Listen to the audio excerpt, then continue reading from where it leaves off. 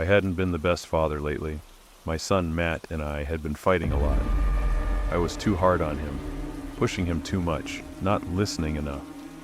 The tension between us had gotten so bad that my wife suggested we take a break, just the two of us, to clear our heads and try to mend our relationship.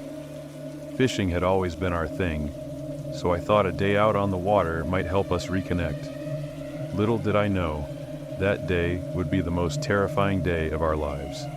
We set out early in the morning, just as the sun was beginning to rise. The lake was calm, the water like glass. It was one of those perfect mornings where you feel like the world is at peace. Matt was quiet, his face set in that stubborn expression he'd perfected over the last few months. I tried to break the ice with some small talk, but he wasn't having it. I decided to let him be, hoping that the serenity of the lake would eventually work its magic. We were about an hour into fishing, and things were still pretty tense between us. Matt had caught a couple of small fish, but I hadn't had much luck.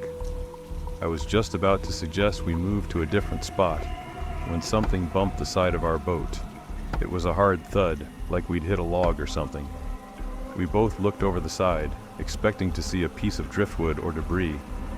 Instead, we saw blood.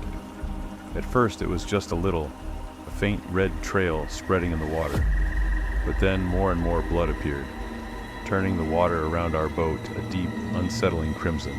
My heart started pounding, and I could see Matt's eyes widen in shock. Neither of us said anything. We were too stunned to speak. Then, as if things couldn't get any worse, we saw it. A head. A human head. It floated up to the surface, bobbing in the water like some grotesque buoy. I felt bile rise in my throat, and I grabbed Matt, pulling him back from the edge of the boat. His face had gone pale, his eyes locked on the horror in the water. I wanted to tell him to look away, but I couldn't find my voice. We were frozen, trapped in that moment of sheer terror. And then we saw more. Arms, legs, torsos, all cut up, scattered like a gruesome jigsaw puzzle. The blood was everywhere, and the smell hit us, a metallic, sickening stench that made my stomach churn. I forced myself to look away, to focus on getting us out of there. That's when I saw him. In the distance there was a man, dressed in all black. He was standing on the shore, and even from where we were, I could see he was throwing more body parts into the water. He looked up and saw us. For a second, I thought he might come after us, but he just stood there, watching. I didn't think twice. I started the boat's engine and sped away, not caring where we were going as long as it was far from there. Matt clung to me, his body shaking. I could feel my own hands trembling on the steering wheel. My mind was racing, trying to process what we'd just seen, trying to figure out what to do next. We didn't stop until we reached the dock. I jumped out and pulled Matt with me, both of us stumbling onto solid ground. My first instinct was to call the police, but I realized I had no idea what to tell them. How could I explain what we'd seen? Would they even believe us? Eventually, I managed to dial 911 and report what had happened. The police came, and we told them everything. They took us back to the lake, but by the time we got there, the man in black was gone. All that was left were the bloody remains, still floating in the water. The police launched an investigation, but they never found the man or figured out who the victims were. That day changed everything for me and Matt. We don't talk about it much, but it's always there, lurking in the back of our minds. Our relationship is better now, but there's a shadow over it, a reminder of that horrifying day on the lake. I try to be a better father, to appreciate the time I have with him, because now I know how quickly things can change, how easily you can find yourself in a nightmare from which there's no escape. I remember that day like it was yesterday. The sun was just peeking over the horizon, casting a golden glow over the water. The lake was unusually low, and I thought it would be the perfect opportunity to explore some spots I hadn't fished before. Little did I know, this adventure would turn into a nightmare. I parked my car, grabbed my gear, and started hiking towards the lake. The air was crisp, and the silence was only broken by the occasional chirping of birds. I felt a sense of peace wash over me. Fishing had always been my escape, a way to clear my mind and relax. But that day, it would become a fight for survival. As I walked along the shoreline, I noticed an area where the water had receded significantly. It looked like I could easily cross to the other side. The ground seemed solid enough, and I figured it would save me a good chunk of time. I stepped cautiously at first, testing the mud with my boots.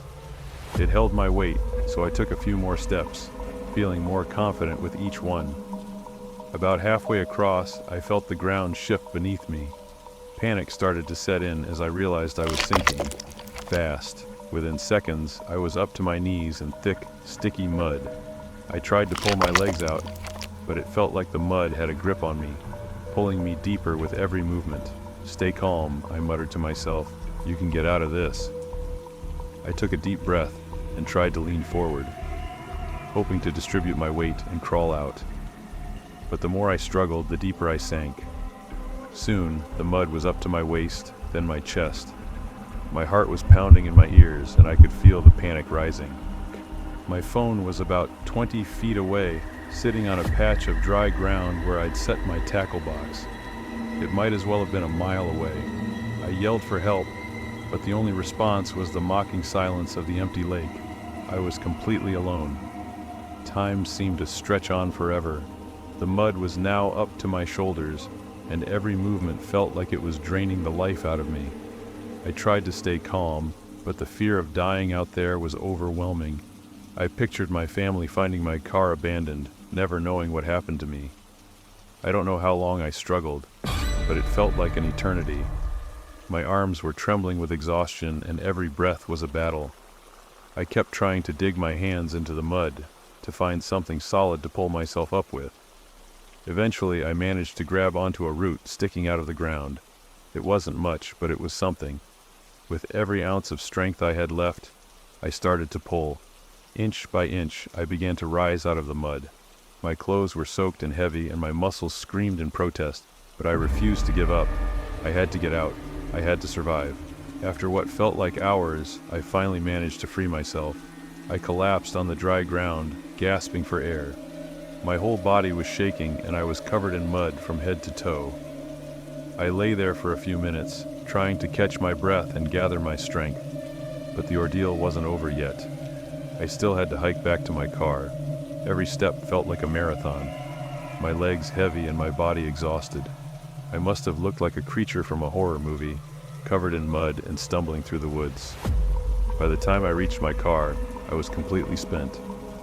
I leaned against the door, my body trembling with exhaustion and relief. I thought about calling for help, but I didn't want to worry anyone. I just wanted to get home, to put this nightmare behind me. I managed to clean myself up enough to drive, but the ride home was a blur. My mind kept replaying the events of the day, the fear and the struggle.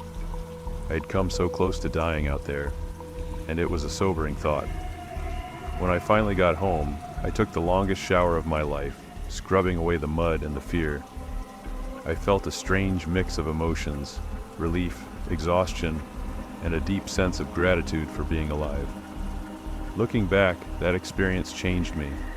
It made me realize how quickly things can go wrong, how fragile life can be. I still go fishing, but I'm much more cautious now. And every time I step into the water, I remember that day and the fight for survival that taught me to never take anything for granted. I remember it like it was yesterday, even though it happened when I was about 11 or 12.